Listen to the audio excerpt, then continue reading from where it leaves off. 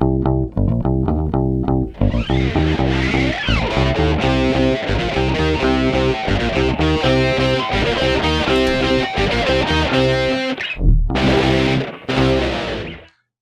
paz do Senhor para você que está chegando aqui a mais um podcast.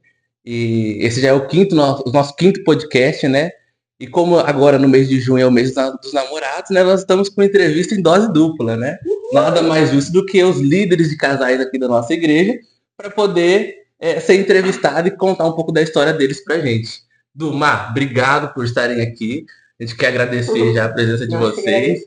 E, primeiramente, a gente quer saber um pouquinho da história de vocês, da caminhada cristã, como que vocês chegaram até aqui. É importante para a gente saber tudo isso. Bom dia, Gi, João, Pai Senhor, todo mundo que está assistindo a gente. Para nós é um privilégio, uma honra estar aqui e nós que agradecemos o convite. Bom, a gente falar um pouquinho sobre nossa história com Jesus, né? Minha história com Jesus. Eu vim de um lar que eu cresci assim, na igreja católica, fiz crisma, né? Fiz os passos que tinha que fazer.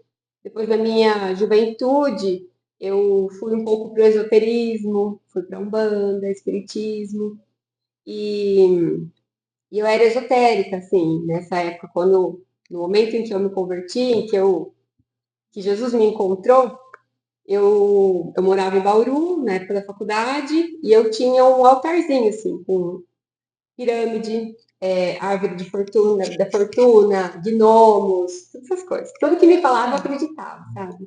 Pedras. E a minha irmã tinha se convertido fazia 6 anos, e ela ficou tentando me levar para a igreja, né? Me levar para o Senhor. E eu não queria de jeito nenhum, e eu não aguentava mais ouvir ela falar, sabe? Até que ela falou assim, ó, vai ter um encontro com Deus de mulheres, se você for, eu nunca mais falo nada para você. Se você for, gostar, não gostar, nunca mais vou falar nada. É a minha última tentativa, assim. E eu falei, nunca mais vou falar, aquilo me apeteceu, sabe? Assim, nunca mais ter que ouvir ela encher o saco. Aí eu falei, então eu vou. Então tá, já que você vai, então você tem que fazer direito. Então tem que fazer o pré-encontro, encontro, pós-encontro. E me deu uns CDs pra eu ouvir, né? E aí teve um dia que eu fiquei sozinha lá no apartamento e eu falei assim, acho que eu vou ouvir lá, né? Porque ela ficava me perguntando, já ouviu? Né? Eu falei, eu vou pôr pra ouvir isso daí. Aí a primeira música, quero subir ao Monte Santo de Sião. Eu falei, meu Deus, né? Ai, gente, que loucura esses crentes, sabe? Pensavam assim. Mas fui ouvindo lá e fazendo minha faxina. E aí, quando chegou na música 9, que é a música Preciso de Ti, do DVD, né? Preciso de Ti, do Diante do Trono, eu caí, assim, de joelhos, aos prantos. Eu tive, naquele momento, assim, parece que o céu desceu ali. E eu tive convicção dos meus pecados, eu tive convicção que eu estava no caminho totalmente errado da vontade de Deus para mim e que eu precisava urgentemente de Jesus e de mudança. Então foi uma conversão muito genuína, muito intensa, e de lá para cá, assim, minha vida nunca mais foi a mesma, sabe? Foi transformação, em transformação de glória em glória, sabe? E até hoje eu continuo nessa mudança. E aí, quando chegou o tempo do encontro com Deus, um mês depois, eu falei, tá bom, eu quero Jesus, mas eu não quero a igreja. Eu tinha maior preconceito com a igreja evangélica, porque eu achava que era todo mundo bitolado, todo mundo ignorante, e que não podia usar roupa normal, sabe? E aí, no encontro com Deus, aí eu tive essa quebra, assim, dessas barreiras, desse preconceito com a igreja, sabe? Ali eu entendi e passei a amar a igreja. E passei a ver que a igreja era um instrumento. Aquela música que eu ouvi, que foi Como Deus me alcançou, era a igreja.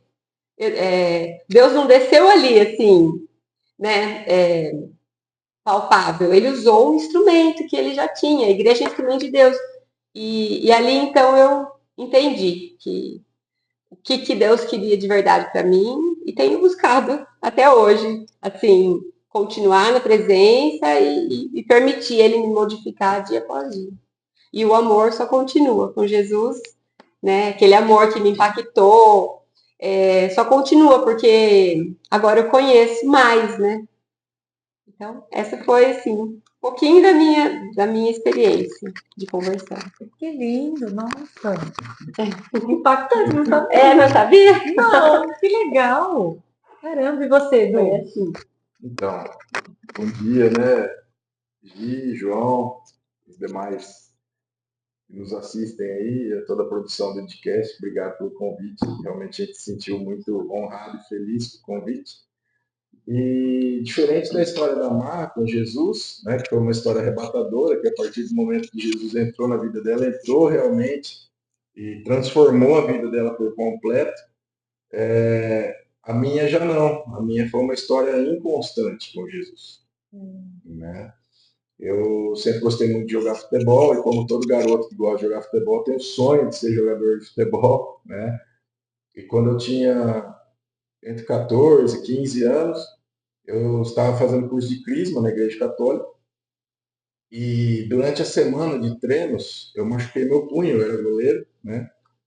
Eu machuquei meu punho e o médico mostrou assim no meu punho, né? O tendão, falou o tendão que prende a sua mão, que dá movimento para a sua mão, é aproximadamente da espessura do seu dedo. E pela lesão ele ficou da finura da sua unha.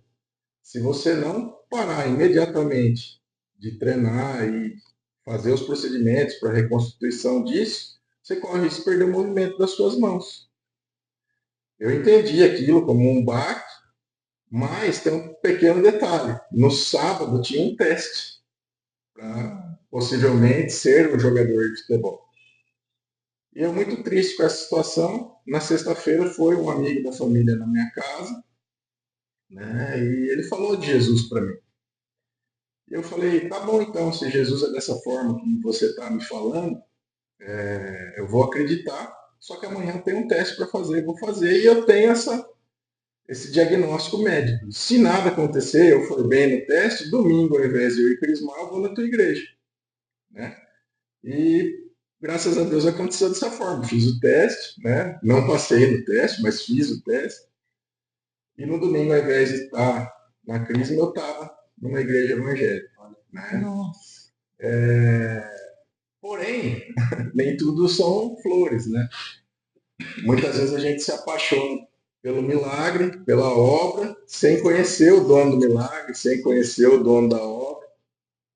E eu vivi a minha vida flertando, pisando um pouco no mundo, pisando um pouco na igreja. E a vida continua, né? Eu ali com 14, 15 anos ia na igreja, tinha muito movimento na igreja, e eu estava sempre no movimento. Mas como aconteceu esse milagre, parecia que nada supria, nada era a altura do milagre que tinha acontecido. E eu fiquei flertando. Depois, muita baixa autoestima, quando entro na faculdade, aquilo vem como resposta. Piso um pouco aqui, piso um pouco lá.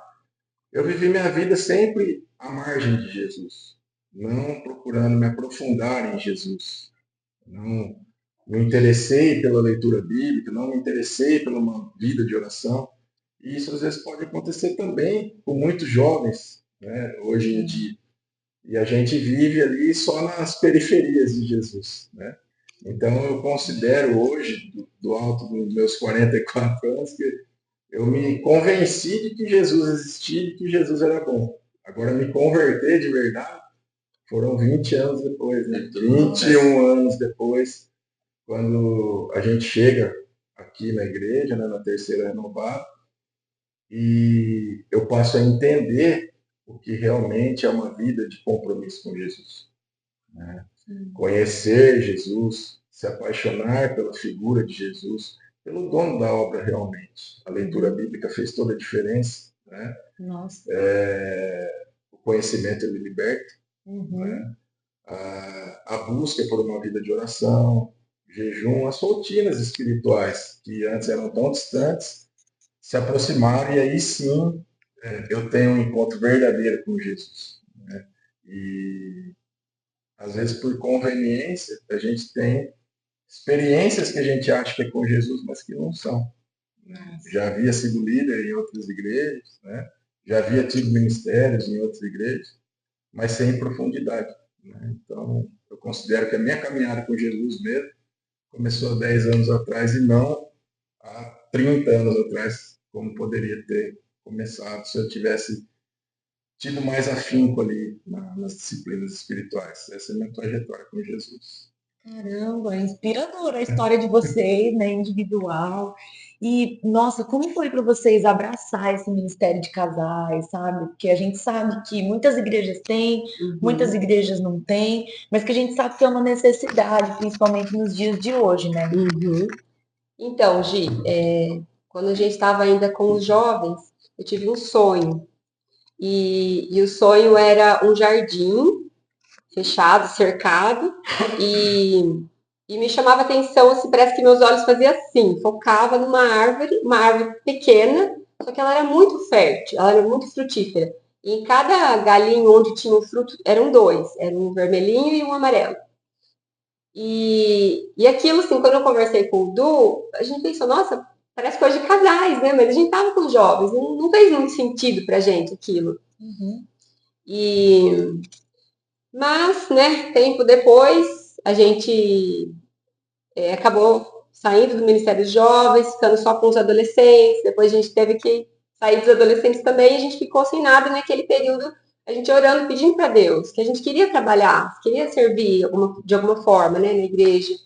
E aí começou a vir isso, a gente começou a lembrar do sonho, sabe? E Deus começou a ministrar isso no nosso coração, né? Foi aí que a gente entendeu que era o momento, né? Da gente trazer à tona isso. Não tinha o ministério na igreja, a gente acha que é de suma importância, né? É a base, realmente, a base da igreja, a base da sociedade, né? O casal é a base da família, a família é a base da sociedade. Então, é importante estar fortalecido, né? Esse vínculo, esse elo entre os dois. Nossa, totalmente. E é importante também a gente perceber a caminhada e a trajetória espiritual. E como trabalhar organicamente dentro da igreja faz toda a diferença. Porque todo esse período que a gente teve, primeiro Deus trabalha em nós, para depois trabalhar através de nós, né?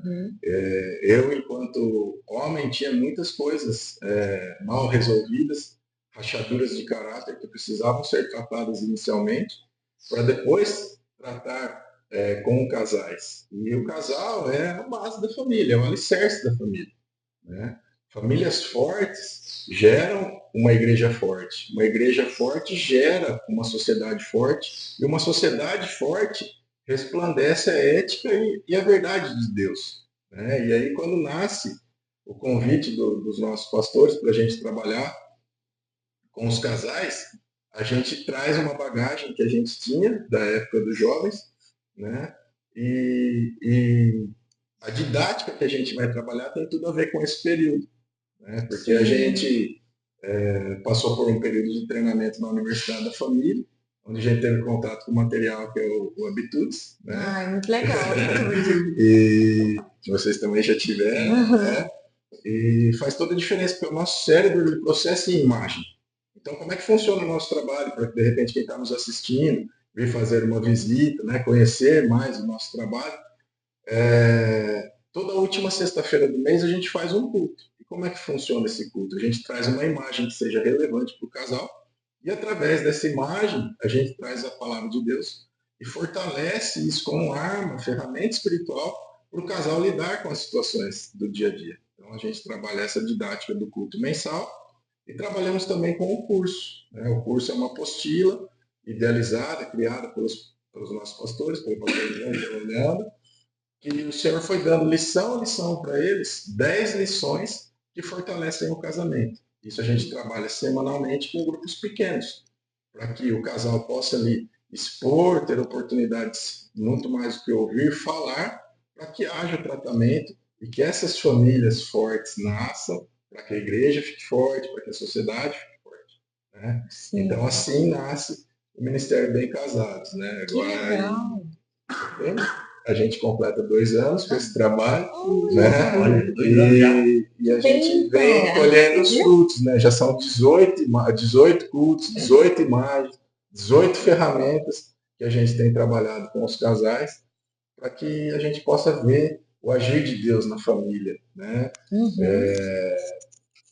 A gente viu no podcast anterior da Verinha, né? Vocês falando sobre milagres. E eu posso dizer que a minha família é um milagre. O meu casamento é um milagre através dessa transformação que aconteceu nas nossas vidas. E a gente poder vivenciar na vida de tantos outros casais é maravilhoso. Sim, nossa, a Verinha falou, né, que um milagre é ver uma família restaurada, é ver uma pessoa que era de um jeito, que tinha uma família desestruturada, que tinha tudo para dar errado e Jesus transforma a vida dessa pessoa, né? Nossa, que quantos casos a gente vê, a gente nem considera um milagre, né? Mas adentrando nos problemas, né, familiares, nos problemas ali do casamento, qual que, na opinião de vocês, e vendo também a palavra de Deus, qual que seria o maior motivo dos divórcios? E como que a gente pode evitar? Porque era uma coisa antigamente que era mais mundana, mas com o passar do tempo isso foi adentrando dentro da igreja e a gente vê um número de divórcios absurdos dentro da igreja. Isso entristece, né? Nosso coração, né? É muito interessante essa pergunta, Gi, porque, como o Chico disse uma vez numa escola dominical, isso virou um manto dentro da nossa igreja, né? A diferença entre o normal e o comum. Né? Não é porque é uma prática comum que é normal. Então, por que acontece tantos divórcios, principalmente no meio cristão? Primeiro culto nosso do Bem Casados, a gente quis trazer uma ilustração do cordão de 3 dobras. E a gente fez a confecção com os casais do cordão de 3 dobras. A palavra do cordão de 3 dobras não é necessariamente uma palavra sobre casais. Só que ela se encaixa perfeitamente no casamento. O divórcio está tão presente no meio cristão porque os casais têm abandonado a terceira dobra do cordão. O casamento, ele é feito entre o homem e a mulher e o Espírito Santo de Deus. Quando você não tem isso, ou quando você despreza essa personalidade do Espírito Santo dentro do casamento, o número dos divórcios aumenta. Nasce também a figura do triângulo, né? Que a gente trabalha muito nos cultos. O triângulo ele tem 3 pontas. Deus, ele tem a origem dele imutável. Ele é o mesmo ontem, hoje e eternamente. Ele está no topo do triângulo. E quando nasce um homem e uma mulher, eles estão cada um em uma das bases do triângulo. Quando eles se conhecem, eles convidam Deus para o casamento, porque a palavra de Deus diz que ele foi testemunha no casamento.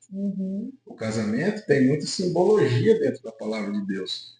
A palavra de Deus começa no casamento e vai terminar no casamento, que é a volta do noivo buscar a sua noiva. Né? Então, quando nasce um homem e uma mulher, eles estão cada um em uma base ali do triângulo. Quando eles se casam, eles estão próximos de Deus, porque independente se você que está nos assistindo casou numa igreja católica, num campo, numa igreja evangélica, dentro de um cartório, Deus foi testemunha desse casamento. Né? E aí, à medida que as situações do dia a dia acontecem, a tendência de um casal não intencional é viver cada um em uma ponta distante de Deus.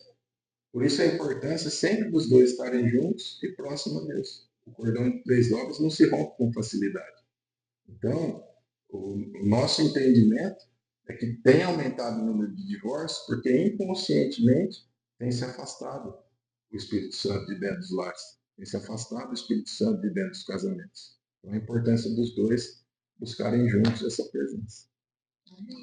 Só para complementar, e muitos casais estão dentro da igreja, às vezes, mas estão na igreja, mas não estão em Cristo, sabe? Não estão permitindo Cristo e a palavra de Deus mudar, porque o evangelho, ele é confronto.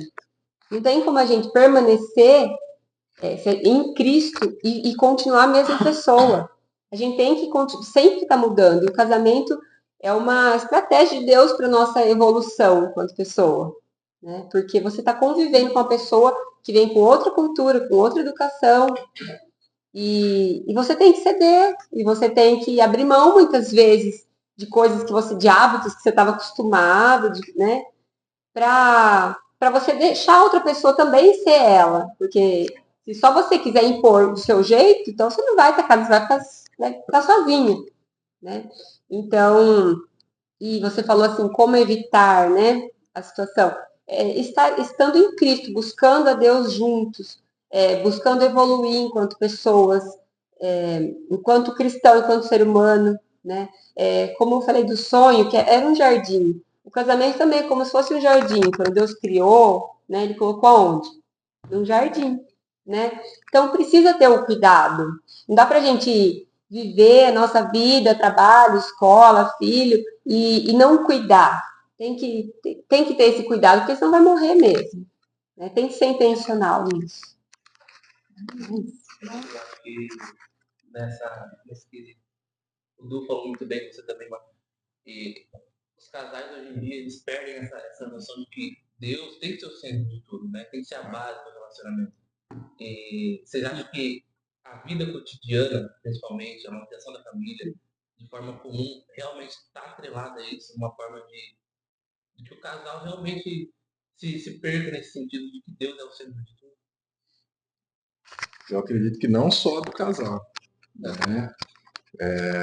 Ontem a gente teve uma lição, né, com a nossa turma que está em andamento do curso, né, e a gente falava da importância da oração em conjunto do casal. E todos sofrem essa pressão que você está mencionando. E a gente tende a viver a nossa vida no automático. É uma pressão que a gente sofre, a influência das mídias digitais e da convivência como um todo, para a gente viver afastado da presença de Deus. Então, se a gente não for intencional, se a gente não pegar na mão um do outro enquanto casal e buscarmos juntos, isso vai se afastar. Então vai acontecer o que você está falando, né? Sem dúvida. E falando agora no quesito mais relacionamento entre o casal mesmo, né? Hoje em dia a gente vê bastante a questão da imoralidade sexual, né? E a gente queria saber quais são as estratégias, né, que o casal, principalmente o casal cristão, tem que ter para combater a imoralidade sexual. Bom, se a gente for pensar espiritualmente, né, as armas que Deus nos deixou, se a gente for ver lá em Efésios 6, as armas espirituais mesmo, a honestidade, a justiça, a verdade, né? Ele fala do escudo da fé, mas a fé em alguns momentos é fidelidade, né? Essas não deixa de ser, a palavra de Deus é uma arma contra a imoralidade sexual, porque se você for estudar e entender o que tem ali, fala assim, não, eu não quero fazer isso, que vai desagradar a Deus, né? A oração em conjunto, assim como o Du citou, isso são armas espirituais que todo casal cristão tem acesso, né? Agora, a estratégia natural é estar junto, estar unido, sabe? Ser parceiro, ser amigo, ser próximo, não deixar distanciar, sabe? Não ir dormir na sala, não ficar dando brecha, assim, para as coisas naturais mesmo. E que mais? Na verdade, essa questão da imoralidade sexual é um ponto que tem destruído os casamentos, né? No passado, a gente trabalhou uma série com jovens que se chamava Armadilhas. Não sei se vocês lembram. E quando a gente foi falar sobre a pornografia, os dados são alarmantes, né? A precocidade na vida do indivíduo, como entra cedo, e como isso se difunde na igreja e dentro dos casamentos. Pornografia é porneia, né? É a antessala de todos os outros pecados. Então, as armas e as estratégias para lutar contra isso dentro do casamento, a mais explicou muito bem. Armas que são espirituais, estratégias são naturais. Agora, aqui a gente tem a questão da individualidade, né? Tem um pastor, o pastor Zé Bruno, né, da banda Resgate, ele fala uma frase até certo ponto polêmica se você analisar fora do contexto. Ele fala que ele não ora por restauração de casamento. Ele ora por restauração de pessoas, né? Então, uma pessoa que está presa na imoralidade sexual, ela tem uma demanda que ela está distante do Espírito Santo. Ela precisa ser tratada para depois essa pessoa tratar da imoralidade sexual o casamento vai vir por consequência, né? Então perceba que é uma questão individual também. O problema que talvez as pessoas não se atentam e quando procuram a imoralidade sexual é a lacuna que isso vai provocar. Você perde todo o parâmetro do que é certo e do que é errado, você não tem limites, você se afunda cada vez mais dentro da pornografia e a consequência disso é devastadora, tanto no casamento quanto para o indivíduo. O indivíduo ele se torna insaciável, ele se torna escravo dos próprios prazeres. Isso vai refletir tanto na vida dele quanto no casamento. E o diálogo, né, também é uma estratégia, tá sempre conversando, ter essa liberdade, essa maturidade de poder ser transparente um com o outro. Eu estou sentindo falta de tal coisa, eu estou sendo tentado nessa área, me ajuda, sabe? Assim, a gente precisa ter essa liberdade para poder falar as coisas um com o outro, porque o nosso cônjuge tem que ser nosso melhor amigo.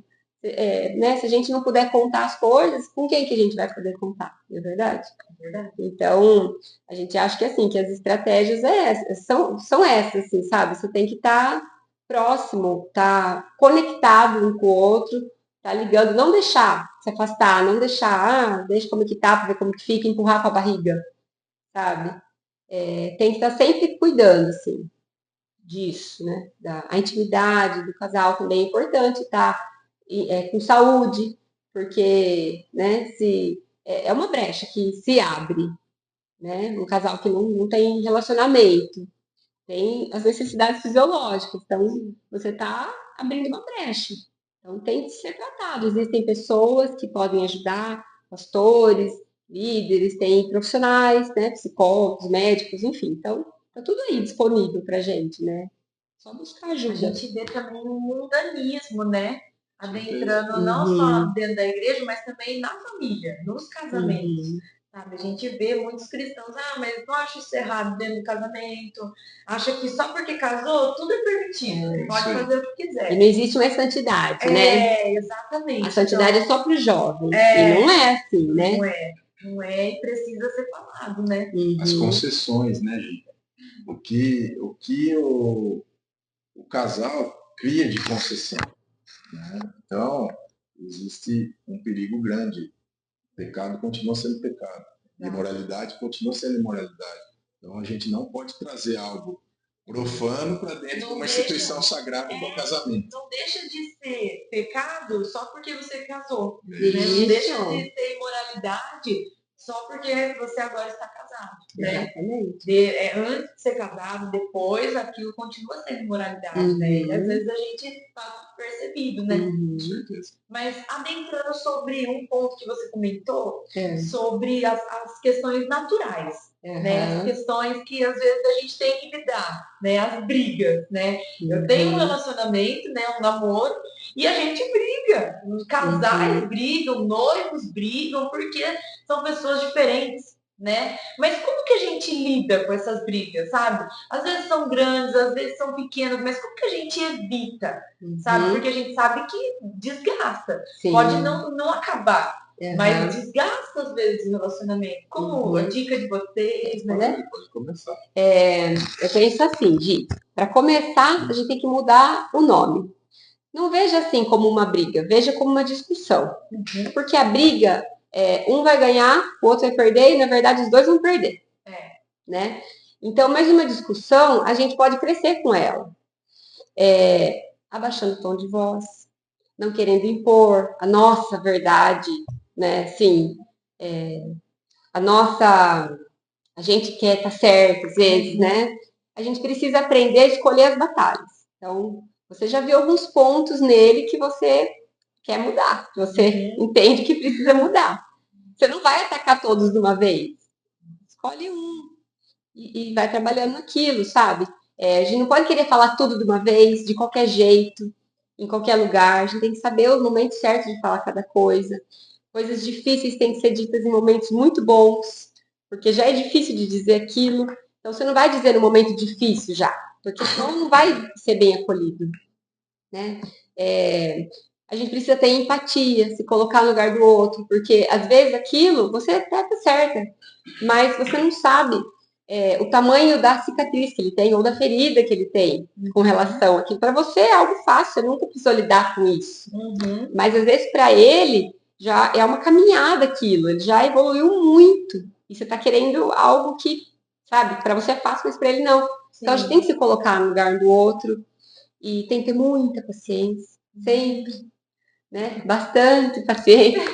O fruto do Espírito Santo, ele nos ajuda. O Espírito Santo nos ajuda a isso. Porque o fruto dele é a paciência, a paz, a mansidão, o amor, né?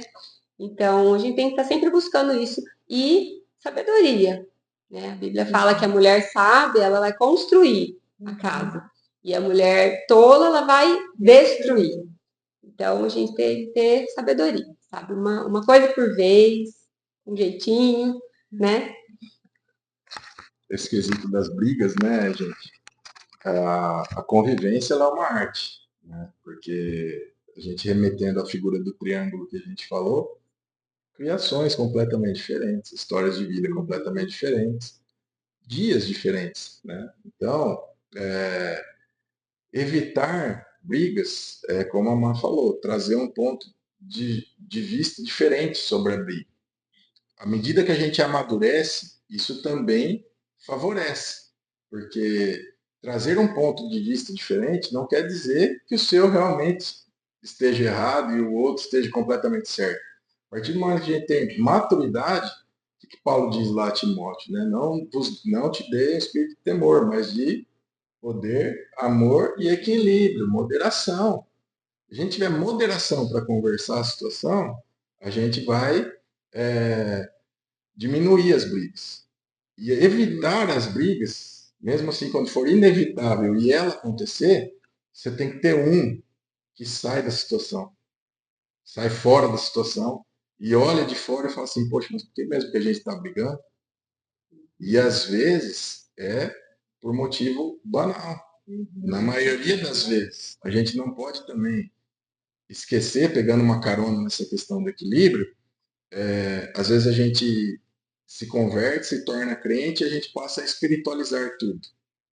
Mas às vezes também a gente se torna tão cético que a gente não espiritualiza nada. A gente tem que saber que a gente vive debaixo de uma guerra espiritual, quer você queira ou não. Isso está acontecendo nesse momento, a gente está conversando aqui agora. Né? E o objetivo de Satanás continua sendo o mesmo, destruir. Ele quer destruir a família.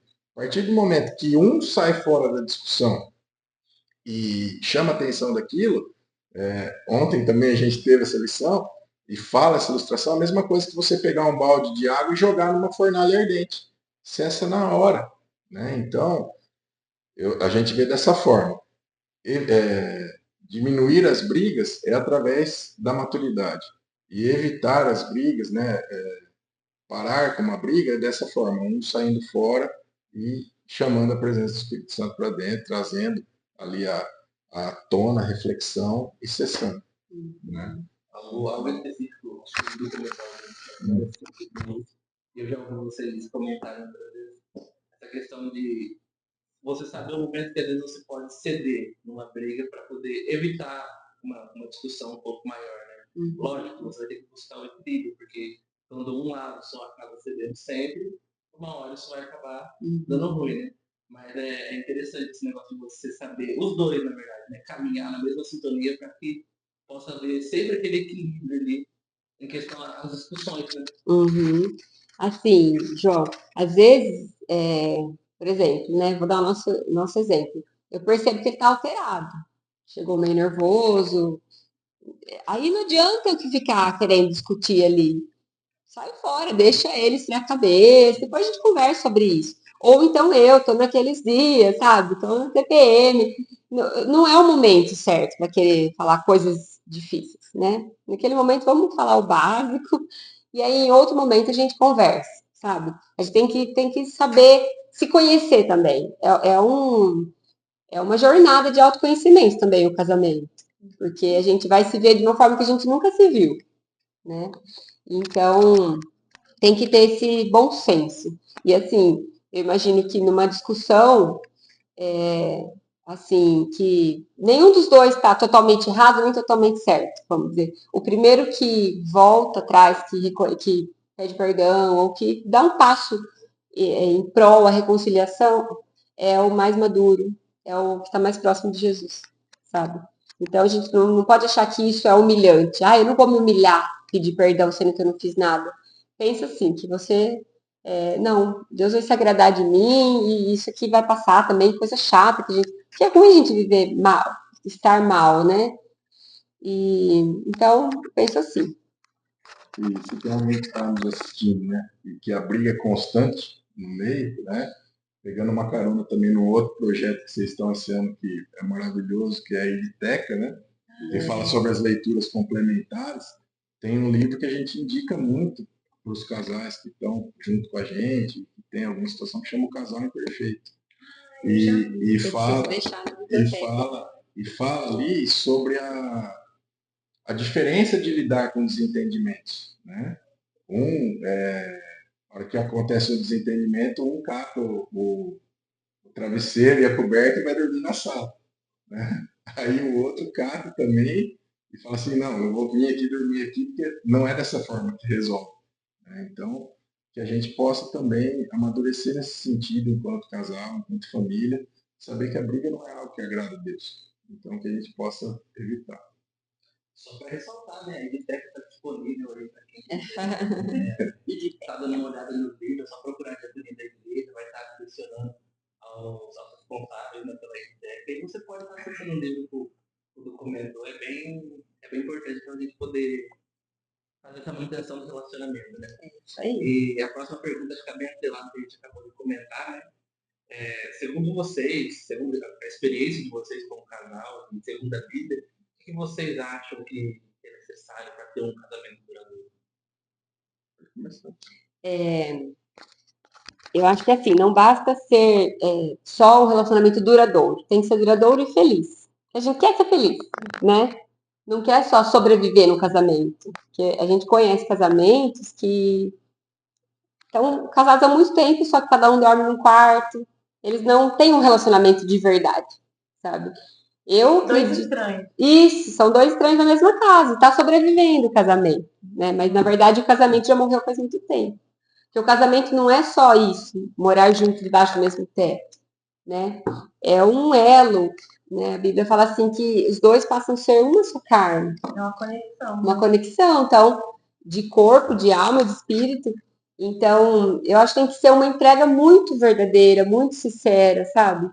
E tem que a gente tem que sempre lembrar a aliança que a gente fez diante de Deus. E para Deus a aliança ela é sagrada. Não tem assim, ai, não sinto mais amor, né? Às vezes as pessoas confundem o amor só com o sentimento, mas o amor também é uma decisão.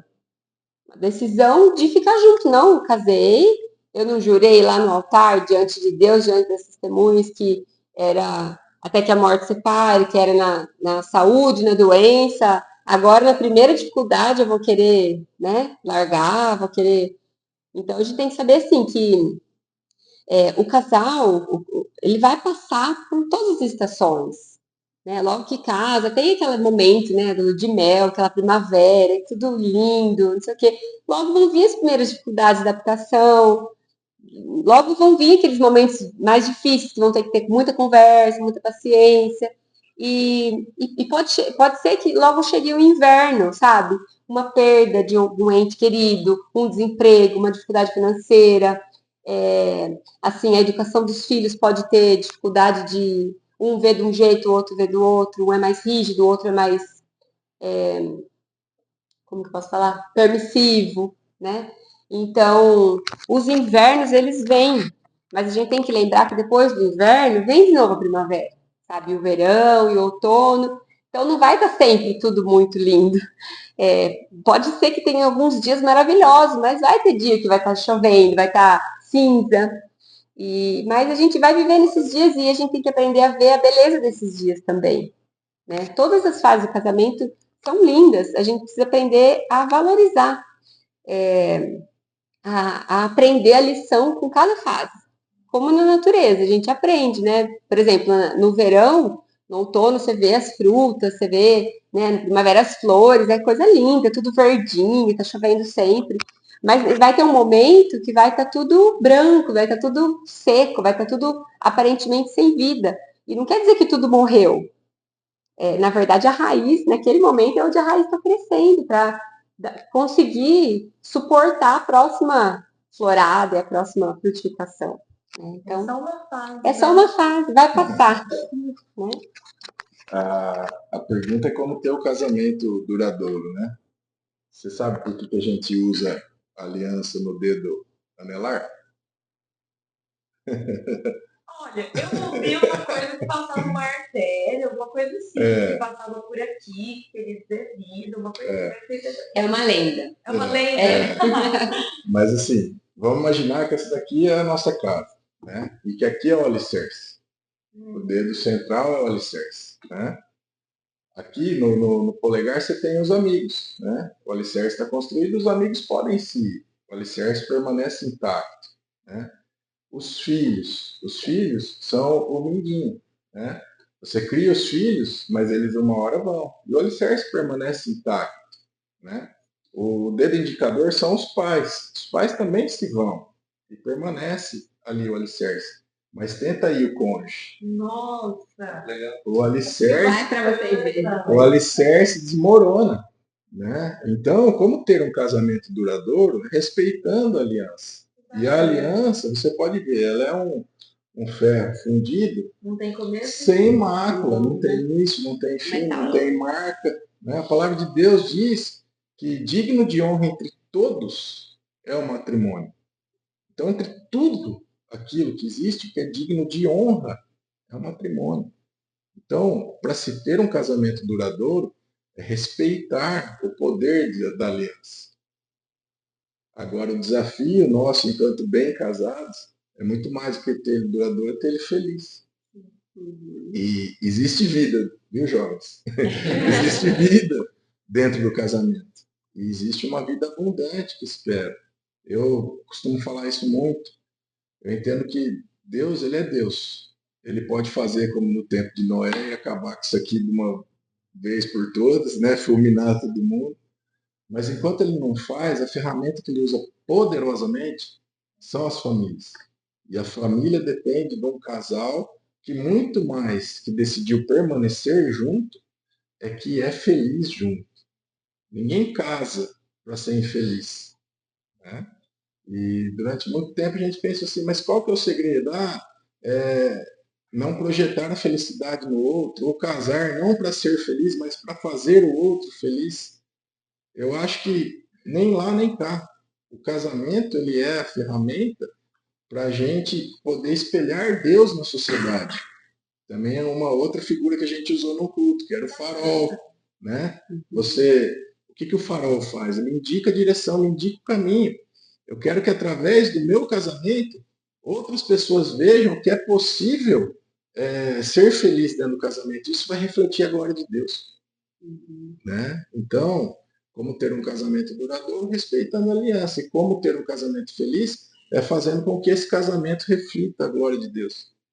Uau, que bacana. É isso aí. Gente, e quando um casamento não reflete a glória de Deus, tem de monte, né? Tem de várias formas, né? Dentro do meio cristão, também fora. Mas uma das coisas que tem surpreendido no meio cristão é a mudança da base do casamento. É a mudança da estrutura base de Gênesis, e é complicado falar sobre isso. É complicado, é difícil, e isso tem adentrado no meio cristão. Os diversos relacionamentos, né? A gente sabe que existe isso no mundo e que tem adentrado dentro da igreja. E como nós enfrentamos isso no meio cristão, no meio evangélico? A gente entende que a gente precisa tratar isso com devido respeito, empatia, mas a gente também não pode abrir mão daquilo que são os nossos princípios e a nossa base. A gente se apega à originalidade, né? No Gênesis, Durante a criação, tantas coisas Deus fez, e para todas essas coisas Deus falou que era bom. Uma única coisa só, Deus falou que não era bom, que era que o homem não estivesse só. E uniu o homem a uma mulher e tornaram-se ambos uma só carne. Então a gente tem o padrão de relacionamento. O que acontece é que, em função de tantas outras coisas que a gente vive hoje nos tempos modernos, né, isso foi se perdendo. E a nossa função, o Evangelho faz isso. O Evangelho ele age de dentro para fora. Ele age primeiro na pessoa, para depois através da pessoa. E assim como tantas mazelas, tantas coisas que nos são retiradas depois da presença de Deus, a gente entende também que a necessidade por relacionamentos diversos não é algo que a igreja vai tirar, não é algo que o ministério vai tirar, é algo que as próprias pessoas serão constrangidas pelo poder, pela propiciação de Cristo, a abrir mão e chamar atenção para essa originalidade. Então, a forma como a gente trata é da mesma forma como a gente trata pessoas que chegam em diversas outras situações, não só de relacionamento. Primeiro, a pessoa é exposta à luz do Evangelho, a pessoa é exposta à verdade transformadora de Cristo.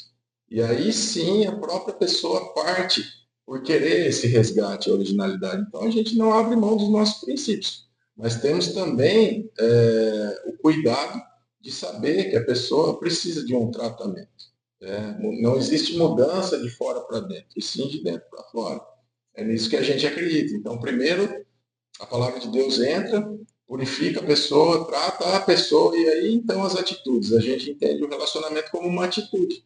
E isso só pode ser promovida, essa mudança, pela ação transformadora do Evangelho. Só que a gente também confia na inerrância da Bíblia, né, na não contradição da Bíblia. E assim, como diversas situações, a Bíblia não deixa de ser uma literatura. E uma literatura, ela é carente de interpretação. E quando, nesse texto do Gênesis, fala da originalidade e de Deus criar uma adjutora para o homem, às vezes esse texto é mal interpretado. E isso dá vazão para o nascimento de relacionamentos diversos. As mulheres não querem se colocar numa posição inferior em relação ao homem, e o texto não tem nada a ver com isso. O texto diz da necessidade do homem não conseguir caminhar a sua vida só. Ele necessita da presença da mulher. Então, é dessa forma que a gente acredita. Se a gente for olhar, tem uma frase que diz que às vezes o óbvio precisa ser dito, né? No Gênesis, nesse texto que o Du acabou de falar, trata-se de um relacionamento monogâmico, ou seja, é um para um, e heterossexual, um homem e uma mulher, né? Então, esse foi o padrão que Deus estabeleceu. E se a gente for olhar lá em Deuteronômio, no capítulo 28, fala sobre as bênçãos e as maldições decorrentes da obediência ou da desobediência. Então, a gente quer estar debaixo da bênção de Deus, então o caminho, segundo a Bíblia, que é o que nós acreditamos, nossa regra de fé e prática, é a obediência. Então, se a gente seguir o padrão que Deus estabeleceu para o relacionamento conjugal, nós vamos estar debaixo da bênção de Deus, né? E o contrário também é verdadeiro. Então, a gente não tá para apontar, mas nós temos as nossas convicções, né? E as pessoas, quando elas estão abertas a um aconselhamento, a uma conversa, uma ajuda, elas podem procurar ajuda. Nós não podemos sair por aí apontando, até porque isso não muda a pessoa. A gente viu João Batista, ele publicamente ele declarou contra o relacionamento de Herodes, né? E isso, assim, pode ter causado várias coisas, mas não mudou o relacionamento deles. Eles não se separaram, a Bíblia não fala isso.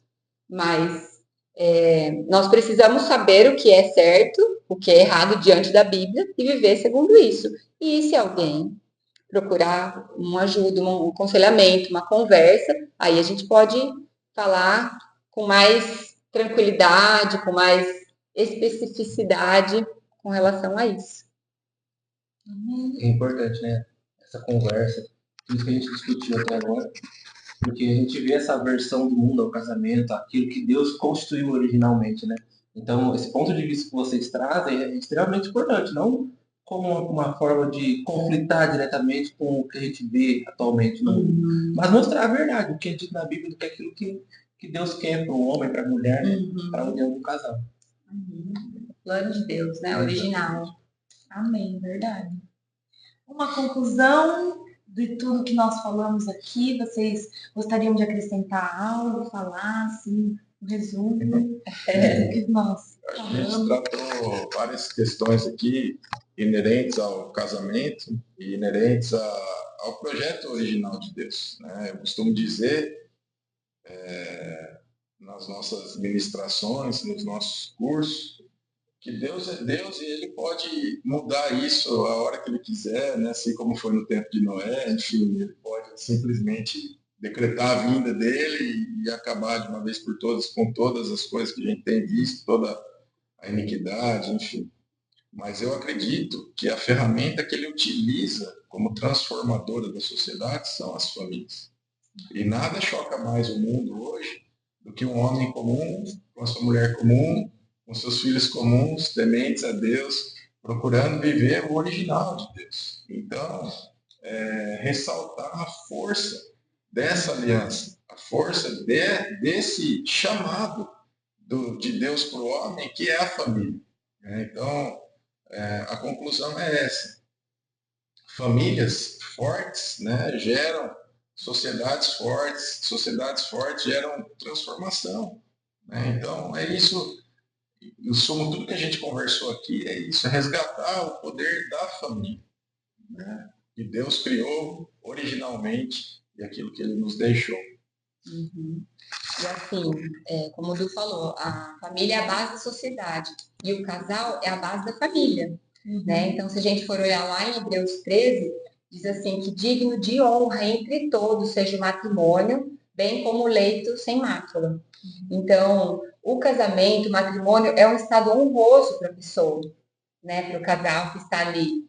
Então, a gente não pode esquecer disso. É um privilégio você estar num relacionamento feliz, abençoado por Deus, porque exige uma reciprocidade, não é algo que depende só de você, da sua força, mas depende também do desejo do outro, estar sendo recíproco no amor, no respeito, né? Em dividir os momentos bons e ruins.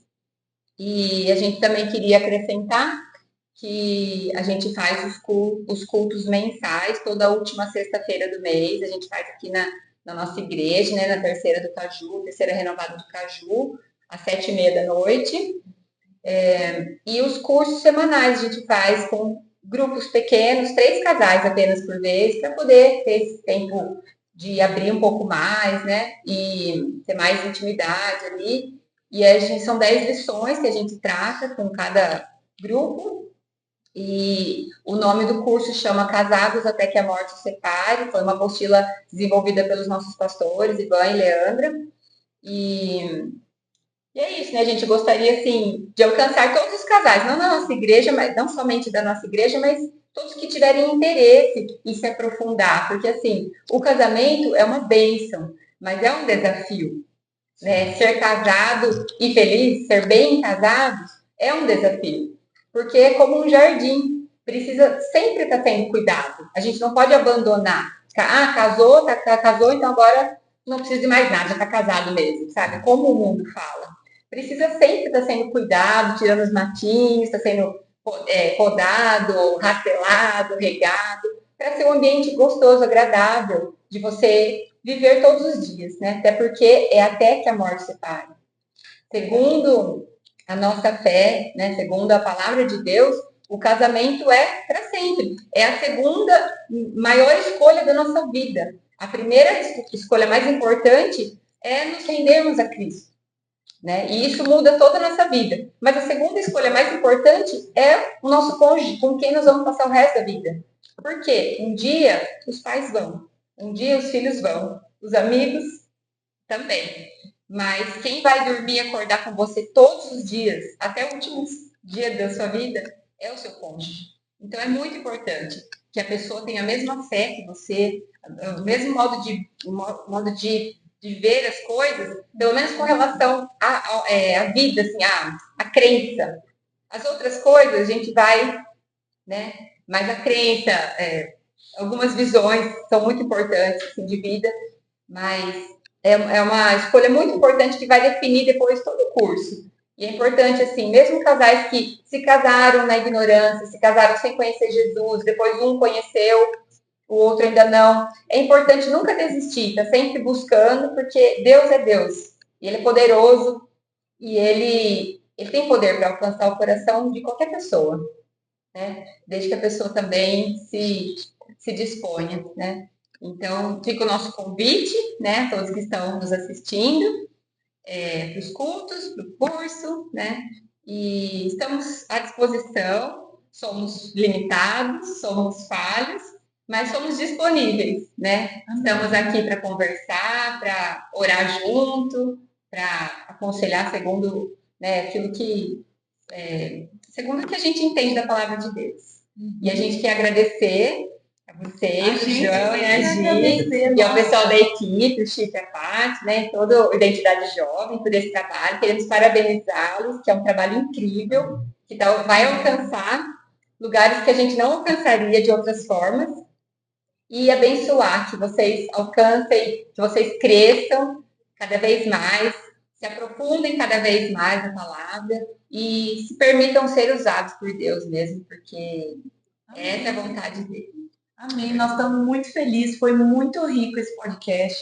Tudo que vocês ensinaram, trouxeram aqui pra gente, sabe? Ainda creio que existem muitas perguntas que a gente poderia fazer, muitas coisas que a gente poderia conversar, mas a gente sabe que pelo menos o que foi tratado nesse podcast foi muito importante, muito especial.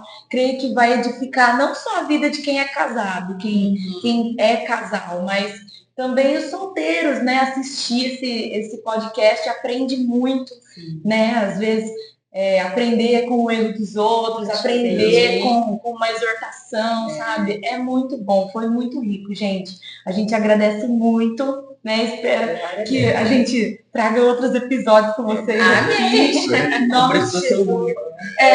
Então, precisa ser o único. É um assunto inesgotável. Então. E você que está nos assistindo, que Deus te abençoe muito também. Espero que você tenha sido edificado e não perca os próximos episódios. Deus abençoe. Amém.